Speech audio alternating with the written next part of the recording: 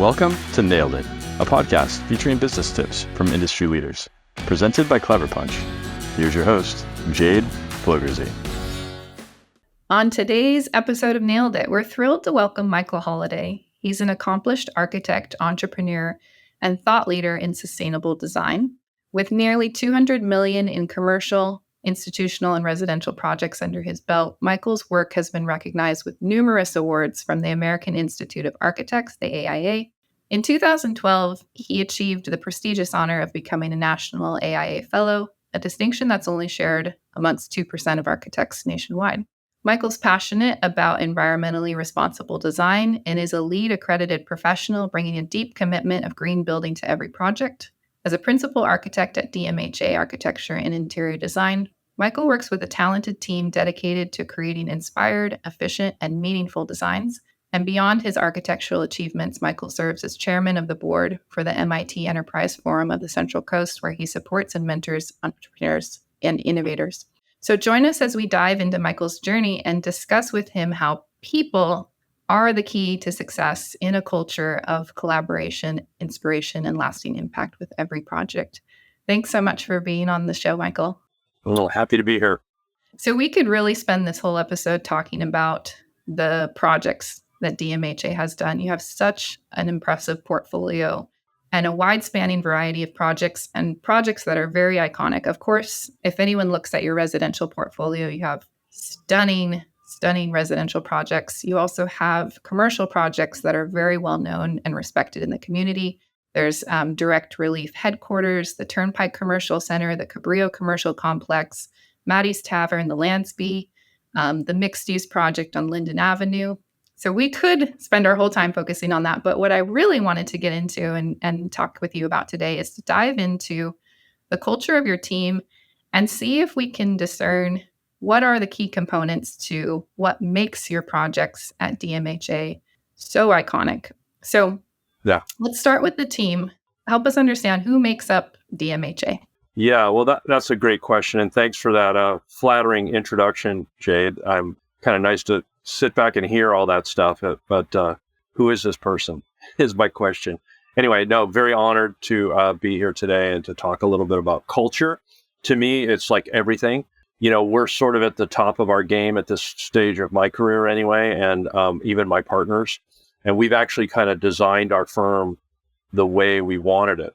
We've all got 20 to 30 to me 40 years of being in this business and trying to make some really strategic and important decisions that we actually made almost 13 years ago now. We're coming up on our 13th year of working together and, you know, working with people that we really want to work with that are very talented and gifted and most importantly, have the right attitude for us as far as working with people and what's important. Obviously, the bottom line is part of what's important and being, professional and responsible is part of what's important, but really life is short and we want to enjoy, sort of each moment and enjoy the opportunities that we get to work with, unique people on unique projects. And living in a place like Santa Barbara is already a unique experience. So it's sort of really important for us. We've curated that process and continue to do so. That's why I was really interested to be a part of this broadcast. So, the old saying, teach that which you desire to learn. So hopefully I can learn a little from you and we can talk about these things as we move forward. Yeah, absolutely. And DMHA, it stands for... Yeah, I was a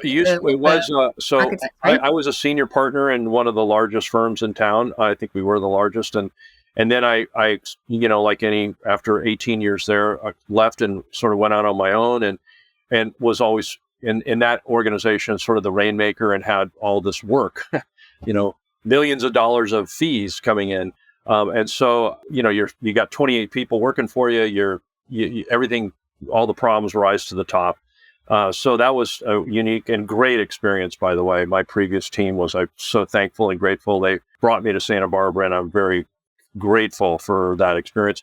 But then working by myself for 7 years, I kind of worked on my own, doing all the things that I really wanted to do in the profession. And then, I kept hiring all of these same people to help me get these projects done. And that's what led to sort of the DMHA, which was DeVicente Mills Holliday Associates. And now we sort of totally morphed into just being DMHA because we have Mike Stroh here as a partner, and we've got other great architects. Our team's phenomenal. So that's kind of what led to the DMHA moniker and our logo and branding. Nice. Yeah. And so when it comes to projects, I bet one of the things that you hear most common, and I know I've heard it as well, is I see your signs everywhere. And that's not to say that you are taking on any project. I know you want to be very discerning with the projects that you take, but you are well known in the community and people see your work around Santa Barbara, Montecito, Los Olivos, the Valley. Yeah. When it comes to taking on a project, what do you look for? Well, we really look for a great fit. We actually spend some time, trying to discern how can we, strategically best meet the needs of our client.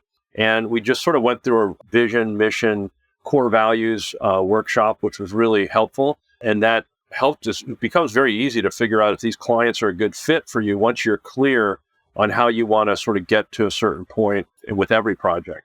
And so I think trust is a huge component. Sort of our mission statement was your vision, our expertise, enjoy the journey to great design. What we realized was we love great design and we're going to get there one way or another. And that's our job, our expertise. But we love taking our client's vision and making that reality. And that's what makes every project very unique. And I think it's something that separates us from a lot of other architects, that it's sort of my vision, my expertise, enjoy my journey to great design.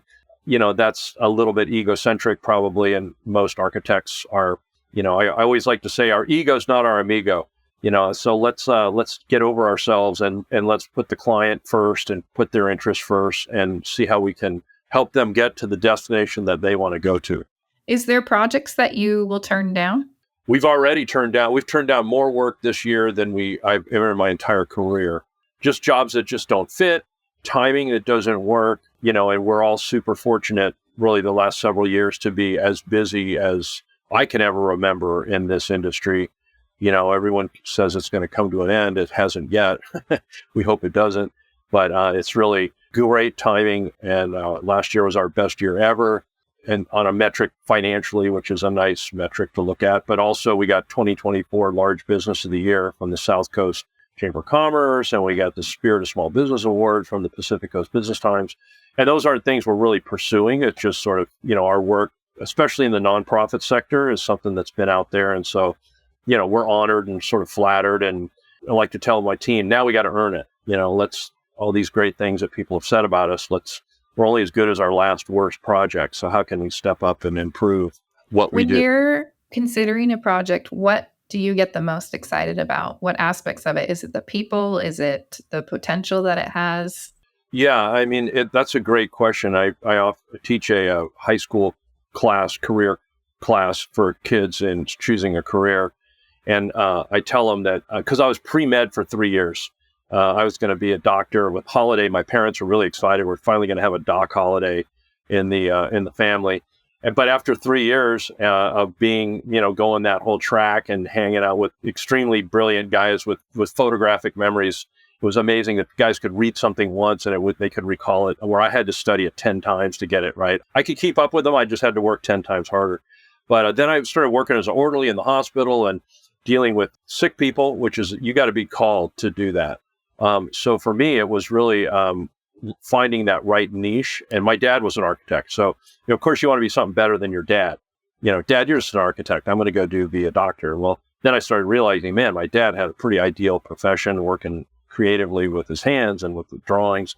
But I think about the people that fit. What I say in that college and careers class, I tell them that story about going to pre-med and then shifting into architecture. But I said it's been the passion of kings throughout antiquity to design and build things.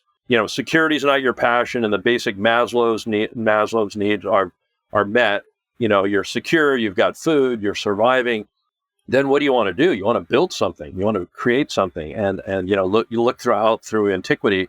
I find that to be the case. So it's extremely rewarding to be able to conceive and then design and then build something and then be able to sit back and look at it. And hopefully it's a thing of beauty. It's something that meets a need and that, really people get excited about. So kind of becomes an obsession.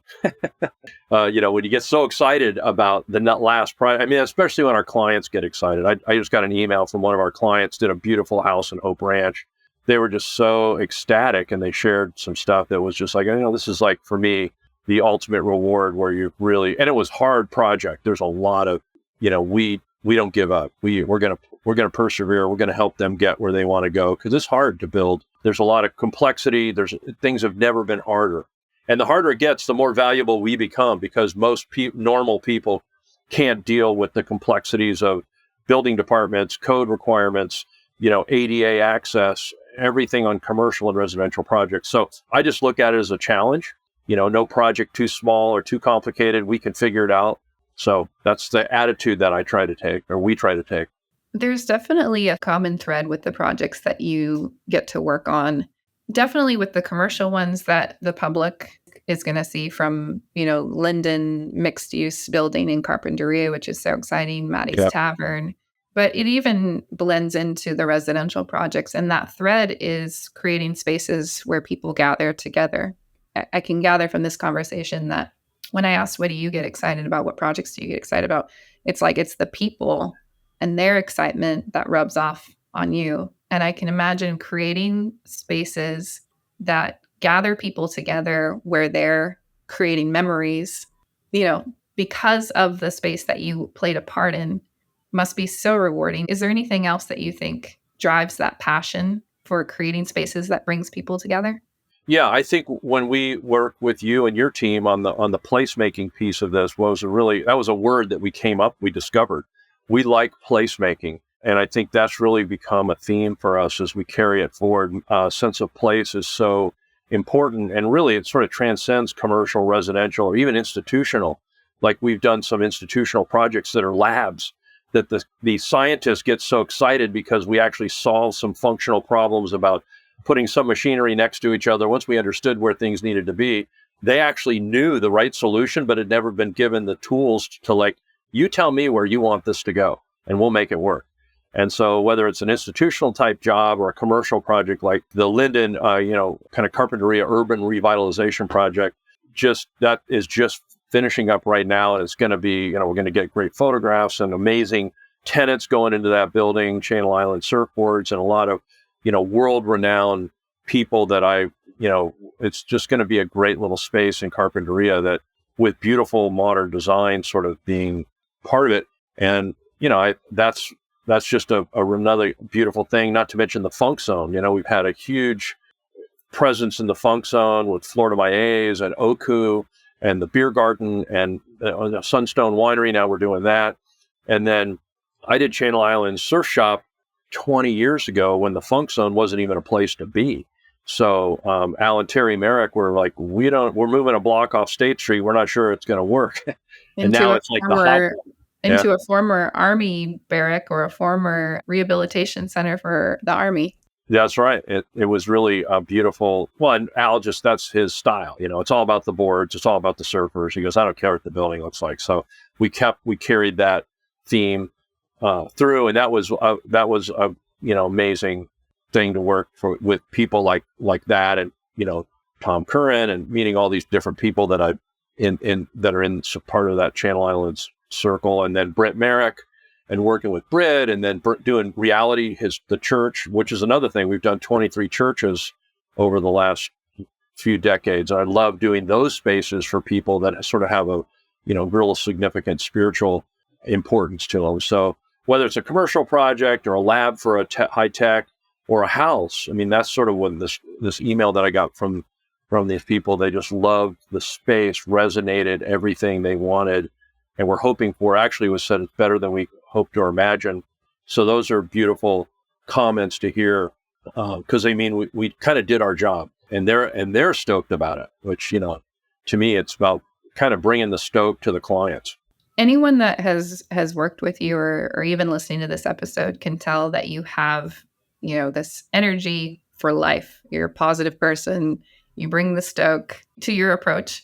How do you stay positive? There's a lot of challenges in being a business owner, and there's a lot of complexities when it comes to being an architect. You're working with so many different people overlapping on a project, and issues are bound to come up. How do you stay positive personally? Yeah, that's a great question. And, at this stage of my career, I'm still trying to figure that one out. My story is pretty interesting if you look back, because my dad actually passed away when he was 52. And I took over his firm in Florida when I'm 27. I'm not even a licensed architect. I go back there, he's got eight architects.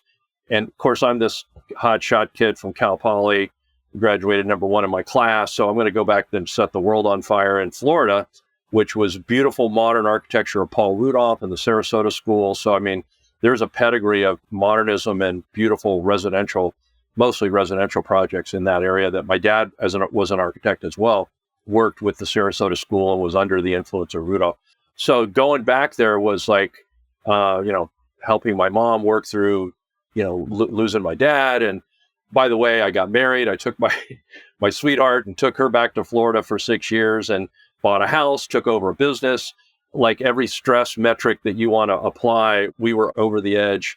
And I kind of developed a survival mentality of I refuse to go negative. I'm just going to stay positive. We got to get this thing done for my mom, for my wife, for, everyone's counting on me. And so that was a real, I think, a good defense mechanism, and got me through a lot. And I continue to carry that forward. And then I had my son, my 33-year-old son, when you can start asking your son for wisdom, like I do, all three of our sons have very unique insights, and I'm learning from them, after all these years. And he gave me a book called Emotionally Healthy Spirituality. And he goes, Dad, I think you ought to read this book, because I had that. I refuse to go negative.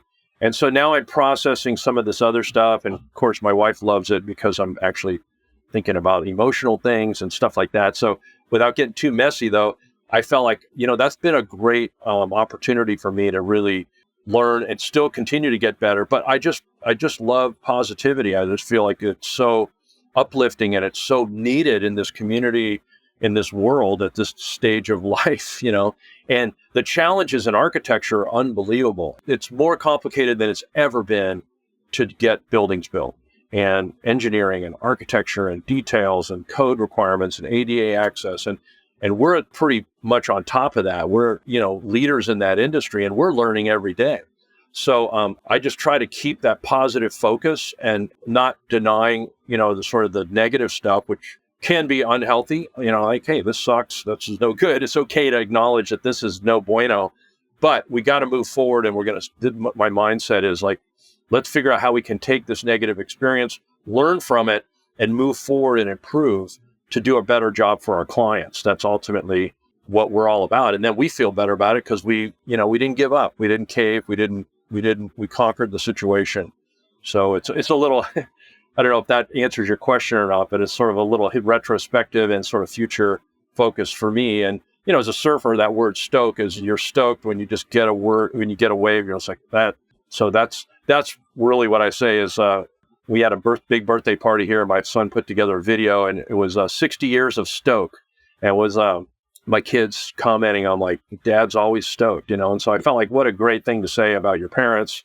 I'd say probably the same thing about my dad. I never really got a chance to, but and he didn't surf, so he didn't really get it. But all three of my sons are hardcore surfers, so they're like, Dad's stoked all the time. So that carries over into our business and the culture, which is probably something you want to talk about more. But that's I did. I wanted to ask how you bring that to your team. How do you have that I appreciate you reflecting on where that kind of started in your journey with your life and with your family, and that you've always tried to make that a priority. But then how do you create a culture that celebrates that or cultivate an environment that fosters that creativity and that joy within your team?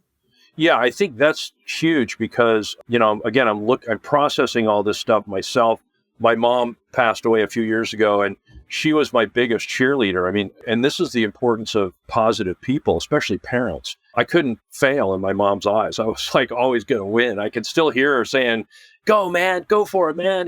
She was just always this cheerleader in my life. And when you hear that, you grow up with that, you start to believe it.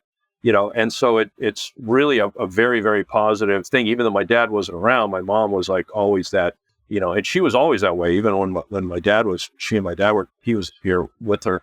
But in the culture of the firm, I'm kind of like a senior elder now. I used to be like the youngest guy hanging out with all these really rock star architects. I mean, you look back and I just feel so thankful and grateful, not only for my father, who was an architect, but to have been associated with, Paul Rudolph and the whole Sarasota school. And then Larry Scarpa, who's one of my good buddies and friends and really mentors. He got the national AIA gold medal a few years ago. So I took my son, Eric, and we went back to Chicago for that event, and I go, here, when your friends are getting they select one architect out of the entire country to receive this award for modernism and sustainability and just leading edge design. Both he and his wife were recognized. And I felt like, man, we are privileged and thankful. I feel blessed to be here. So to have sort of that circle of friends and those mentors and the people here in my own office, my own partners, I really work hard to keep that positive focus and be thankful and grateful. Thank God for all the blessings we have, man. We live in Santa Barbara. We're living the dream in so many ways that I just can't really, how can you be bummed out when there's just so much good stuff to be stoked about? And anytime you really get bummed, I get in the water and I go surfing. That clears my mind. I'm back after I come in from a session. And so that's my secret. I love it. We mentioned it's more complicated than it's ever been to be an architect and to have projects. And you mentioned some of those challenges, the requirements, getting projects passed through the boards, getting projects that are in line with the client's vision and what they wanted to see from the project. So when your team comes up against those challenges, how do you face them? Can you think of like tangible ways that, okay, we just had this bomb explode that we're up against. So then what's that process like moving through that? Well, I think you look at every challenge. I mean, my mindset is look at every challenge as an opportunity to improve, and at the same time, not denying the bummer of the situation for the contractor or the subcontractor or the client. I mean, there's a lot of money on the line. There's a lot of time on the line. And even if it's not our fault, we take ownership to solve the problem as quickly as we can for the client's best interest and not pointing fingers, which I think is a really good team player mentality. I refuse to, I don't want to have anyone on our team doing that. And I actually got another awesome compliment from another client that goes, I don't know what it is about the DMHA team, but everybody on your team is so fired up. And I said, hey, that's a great compliment, man. I take that as a compliment.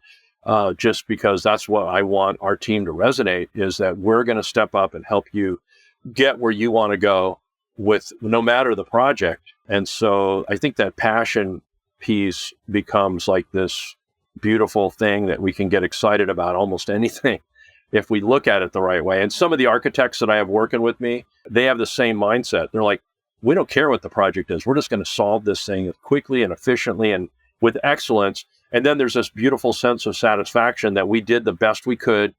And you got to be okay with that. That's probably the last thing. Like, hey, we did the best we could. Even if things didn't work out exactly how we hoped for, we can walk away with our head held high.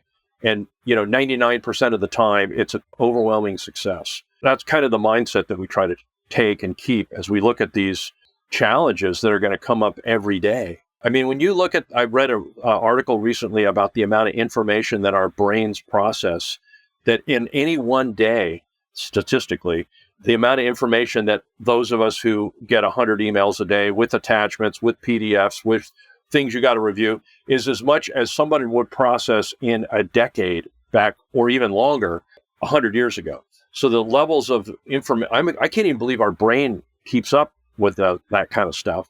And I can remember, I read every email. I respond if I have to every email. So I can remember, oh, yeah, I remember that. And then I go search it and I can find it. And, it's just phenomenal to me that we're not not being overwhelmed. So I think the unplug, okay, 5:30, I'm done. I'm going to go play 2 hours of pickleball and blow it out, or go surfing. So I think the physical thing, for me at least, is a huge part of success. I mean, guys at our level, you can't perform if you're not, having some form of release, whether it's spinning, which is another passion I have, or working out at the gym, or, playing with some great pickleball players that include me on the court. I'm the lamest player on the court, or being surfing, which I've been doing my whole life pretty much. So those things allow you to sort of recharge very quickly within a few hours, and then you're ready to get back. Okay, I can go back in and get after it. Yeah. And have that, if you're not doing something to refresh, it's not sustainable. You're not, if you're burning the candle at both ends, you're doing however many hours in a day, thinking you're going to get ahead, or thinking that the more you work on a project, the better it's going to be. It's not the case. Yeah, that's absolutely true. And I think the more technologically challenged we get with device communication, you've got to be able to unplug from that stuff and leave your phone. That's why I don't want to have an Apple Watch. I don't need to be vibrated when I got another text message or something. I'd need to focus on, detoxing from some of that stuff. And then, reconnecting. It's really important. There's so much data and information. And I love it personally. There's so much information out there. You can learn, you can grow, you can get better. You can just do so much that was just virtually impossible, even a decade ago. I mean, look at us doing this whole online interview. That was sort of the silver lining to the dark cloud of COVID was Zoom and online networks. We don't have to drive anymore. We can be in these really intensive meetings and get things done. In some ways, it's even more, we're actually preferring it because all of us can mark up the screen. And then I take a screenshot of all of that collective input. I go, look at all this input that everyone in this, the landscape architects, civil engineers, client, us as the architects, we're all able to sort of mark something up and say, what about this? What about that? So I think the process is actually improving the projects, but you got to keep your head, in the game and not get overwhelmed by the complexities and the problems. Amazing example of being collaborative. The last thing I wanted to touch on is, because we've talked about your background personally, your education, your history, the journey that has brought you here. Then we talked about the team that you have, then how that trickles into the projects that you do. I also wanted to focus on how DMHA donates a portion of its profits and design efforts to nonprofits. Yeah. So that kind of last little piece, how do you decide which organizations to support and what impact do you hope to make through those contributions? Yeah, it's a great question. And this is sort of the old principle, give before you get, that we can get to be such takers that we don't give. And I think that's, sort of being lost in our culture in a lot of ways.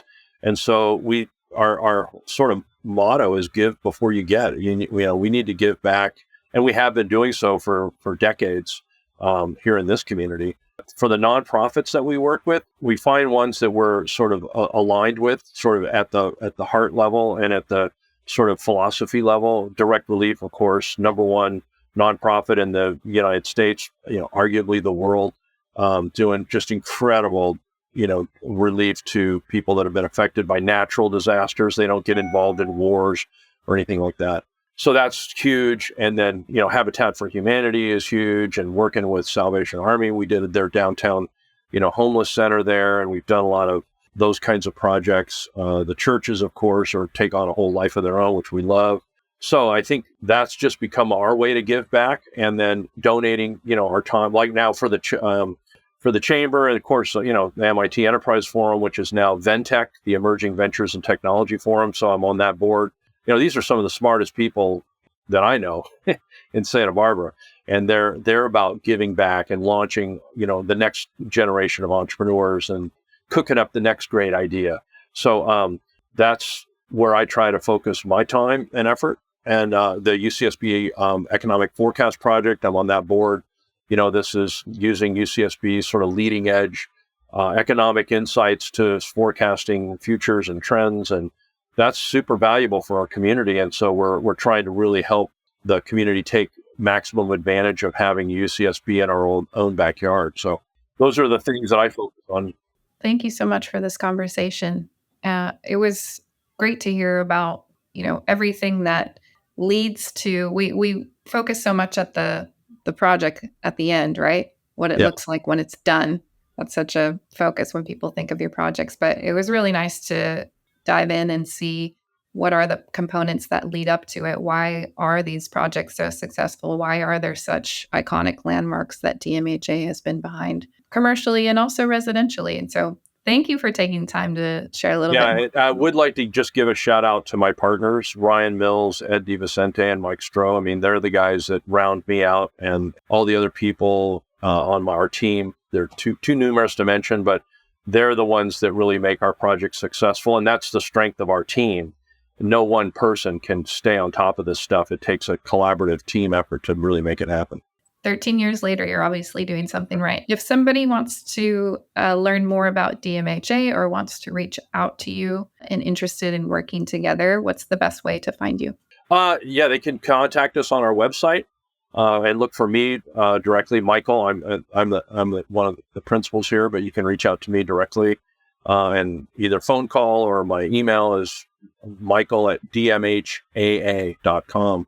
So I'm happy to connect with anybody and collectively think about projects. I'm working with several people thinking about what potentially could come of properties and opportunities. I love that sort of creative brainstorming. How do we achieve highest and best value out of a site or a property or even a residence? Wonderful. Thank you so much for the conversation. All right. Thank you, Jade. Thank you for listening to this episode of Nailed It, business tips from industry leaders, brought to you by Clever Punch. Nailed It is all about connecting with people, building relationships, and helping each other. If you're interested in connecting with any of the guests on our episodes, you can find their contact info in our show notes or on the podcast page at cleverpunchco.com. You can also email info@cleverpunchco.com with any questions or feedback. I'm your host, Jade Flogerzi. Thank you for tuning in. We'll see you next time.